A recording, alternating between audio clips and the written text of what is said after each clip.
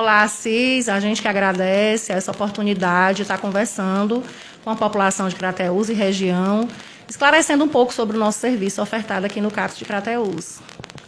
Doutora, nós temos aqui um tema bem variado. Primeiramente, estamos no período, digamos que pós-pandemia, né? Quais as sequelas que a pandemia deixou na vida da população crateuense na área em que vocês aqui trabalham, que é o CAPS?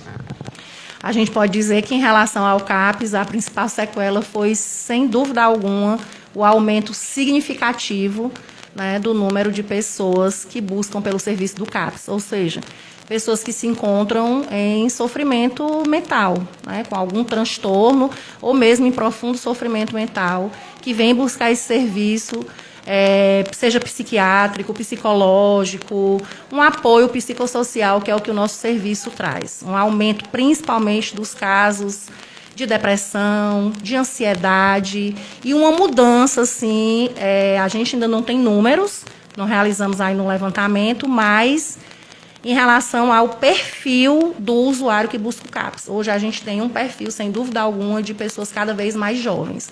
Então, a gente tem muita criança buscando o CAPS de Crateús, muito pré-adolescente e muito adolescente. O que antes não acontecia. Sempre tivemos atendimento de pessoas mais jovens, né, crianças, adolescentes, mas, sem dúvida alguma, nesse período a gente está percebendo esse aumento. A equipe do CAPS, como é que está hoje? Tem gente suficiente ou falta profissional? A nossa equipe está completa, Assis, né? A nossa equipe do CAPS ela tem, inclusive, agregado novos profissionais. Nós éramos uma equipe há 5 anos atrás, com médico psiquiatra, enfermeira, assistente social, psicólogo, técnico de enfermagem, terapeuta ocupacional e os profissionais de nível médio. A gente agregou no nosso serviço mais um médico, né? Então, hoje, além do psiquiatra, né, da médica psiquiatra, nós temos também um atendimento com o médico clínico. O médico clínico que, para a nossa satisfação e alegria, se identifica cada dia mais com o serviço e está fazendo aí sua especialização em atendimento psiquiátrico, né, em saúde mental, se tornando mais capaz ainda do que ele já é para fazer esse atendimento de forma holística, integral com o nosso paciente, que é um paciente diferenciado e que precisa de uma atenção diferenciada e especializada.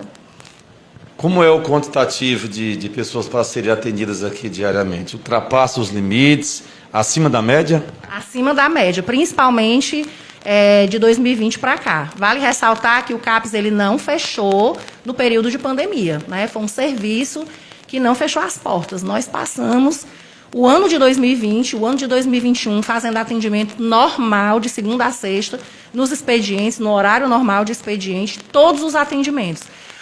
Os únicos serviços aqui no CAPS que nós deixamos de ofertar no período da pandemia e que ainda aos poucos estamos retornando foram as visitas domiciliares, até por orientação da Secretaria do Estado e também do Ministério da Saúde, e também os grupos, porque nós temos muitos grupos, né? Trabalhamos com reunião grupal aqui no CAPS e deixou de acontecer. Agora, aos poucos, a gente vem retomando esses serviços, né? Mas, assim, o quantitativo de pessoas a cada dia nos surpreende, porque a cada dia aumenta, né? E é importante que a população entenda que, para a pessoa ser um paciente CAPS, é um serviço secundário na saúde. Isso significa que ela deve vir encaminhada de um outro serviço.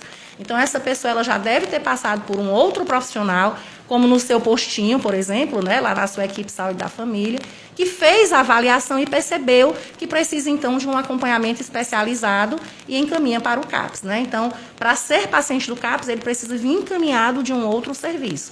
Aqui é realizado o primeiro atendimento, que é a triagem, por um dos profissionais, onde a gente percebe, bate o martelo do perfil do paciente e abre o prontuário e começa os agendamentos e o acompanhamento daquela pessoa e de sua família. Doutora, o perfil da pessoa que é atendida hoje no CAPS, podemos dizer que mudou devido a também o problema da pandemia, os problemas que vieram, consequências. O perfil hoje, geralmente, é de pessoas que tiveram percas, decepções, enfim, é mais ou menos isso? O perfil do paciente para ser atendido no CAPS é um paciente que está em sofrimento psíquico crônico. Isso significa que não é algo que vai passar, né? Então, por exemplo, uma pessoa que está passando por uma situação de luto, é natural que ela passe por um sofrimento. Se isso se prolongar, aí então a gente tem que acender o sinal de alerta e ela deve ser acompanhada por uma equipe como a do CAPS, por exemplo, né? Mas, infelizmente, né, nesse período pandêmico, nós não pudemos triar da maneira correta os nossos pacientes. Nós tivemos que abrir a nossa agenda para pacientes que de início, não teriam perfil para ser atendido aqui.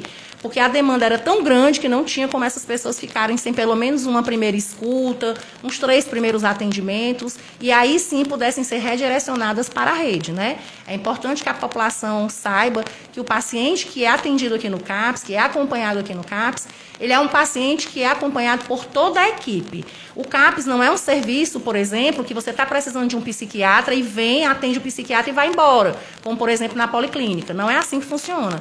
O paciente que é atendido pela psiquiatra daqui, ele é atendido por toda a equipe do CAPS. Deve ser acompanhado por toda a equipe do CAPS, né? Não é um atendimento especializado e vai embora, né? É um acompanhamento desse paciente. Por isso que são pacientes que apresentam transtorno mental ou sofrimento psíquico de moderado a grave, né? Casos de esquizofrenia, casos de neuroses, psicoses, depressões graves, casos de ansiedade graves, né? E é claro que a gente vai ter os casos leves, que no período da pandemia, Assis, nós tivemos que abrir as nossas agendas e acolher essas pessoas por conta do momento diferenciado mesmo, né? Que exigia uma escuta, uma orientação, uma acolhida. E o CAPS não negou esse tipo de atendimento, mas são pacientes que aos poucos nós estamos redirecionando para a rede, né? São pacientes que, alguns inclusive já superaram algumas situações, já estão em período de alta, e outros que já podem ser acompanhados na sua equipe de atenção básica, né? Lá na ponta, na saúde. Doutora, a farmácia do CAPS está bem, tem medicamento suficiente? Como é que é a manutenção da farmácia diante do tratamento dos pacientes que aqui vêm? Essa pergunta é boa para a gente esclarecer para a população que não existe uma farmácia do CAPS, certo? Existe uma farmácia que fica localizada nas instalações do CAPS. A farmácia ela é do município, existe uma coordenação farmacêutica à parte da farmácia que pode esclarecer melhor essas questões dos medicamentos. Por que essa farmácia, então, foi colocada um posto dentro do CAPS, uma sala dessa farmácia dentro do CAPS? Porque a maioria dos pacientes que fazem uso de medicamento de uso controlado são pacientes que fazem tratamento no CAPS. Então, foi uma questão mesmo de logística para auxiliar esse paciente. Já sai da consulta e já passa na farmácia. Mas é tanto que se você for um paciente que foi atendido por um outro médico, num outro serviço, e ele lhe prescreveu um medicamento de uso controlado, você pode receber aqui nessa farmácia. Ela é uma farmácia do município, né? Que pode, com a receitinha, com a prescrição do medicamento de uso controlado, você pode receber seu medicamento aqui. Vou ficar devendo essa informação sobre os medicamentos, porque é uma outra pessoa que trata dessa questão, certo? Doutora, concluindo aqui o nosso assunto relativo àquelas pessoas que entram numa crise extrema, digamos que surta, algo realmente incontrolável. Crateús dispõe de um local específico para a internação dessa pessoa? É importante que a gente deixe claro que pacientes que têm crises psiquiátricas, surtos psicóticos, essas questões são consideradas emergências clínicas, assim como alguém que está tendo um infarto, como uma mulher que está prestes a dar uma luz ao filho. São emergências clínicas. O que você faz num caso de emergência? Procura os serviços de emergência. Então, mesmo que seja uma crise psiquiátrica, a pessoa deve procurar o serviço de emergência. Os serviços de emergência no nosso município são SAMU, Unidade de Pronto Atendimento UPA e o Hospital Regional São Lucas, certo? Esses são os equipamentos que devem ser procurados em momentos de crise. O CAPS, ele funciona num atendimento ambulatorial. Então, os pacientes que estão aqui, eles são pacientes que estão agendados, eles são pacientes que já estão em acompanhamento, né? Já vêm fazendo tratamento, devem estar minimamente estáveis para vir para as suas consultas. É óbvio que nós damos o suporte às famílias dos nossos pacientes nesses casos de crise. Então, muitas vezes a família, naquele momento, não sabe onde procurar, vem ao CAPS e a gente dá esse suporte, né, em relação a chamar o SAMU, procurar o hospital ou mesmo a UPA. E marcar para, assim que esse paciente tiver uma estabilidade mínima, possa vir ao município, né? O Hospital São Lucas é um parceiro nosso, né? Um braço direito do CAPS, que trabalha conosco. Às vezes, o paciente, mesmo em crise, a família traz ao CAPS. Quando a gente tem o médico para o atendimento, ele faz o atendimento e encaminha para o hospital, mas não é necessário ser feito dessa forma, visto que o hospital é um atendimento porta aberta, né? Um atendimento de urgência e emergência. Se a pessoa chega ao hospital, ela vai ser atendida mesmo sem nenhum encaminhamento, né? Então, é importante que a gente deixe isso claro, que o paciente que se encontra nessas condições, ele precisa compreender, e sua família, que isso é uma emergência clínica. Assim como alguém que caiu de uma escada, né? Como alguém que sofreu um acidente, é uma emergência e deve ser procurado os serviços de emergência do município.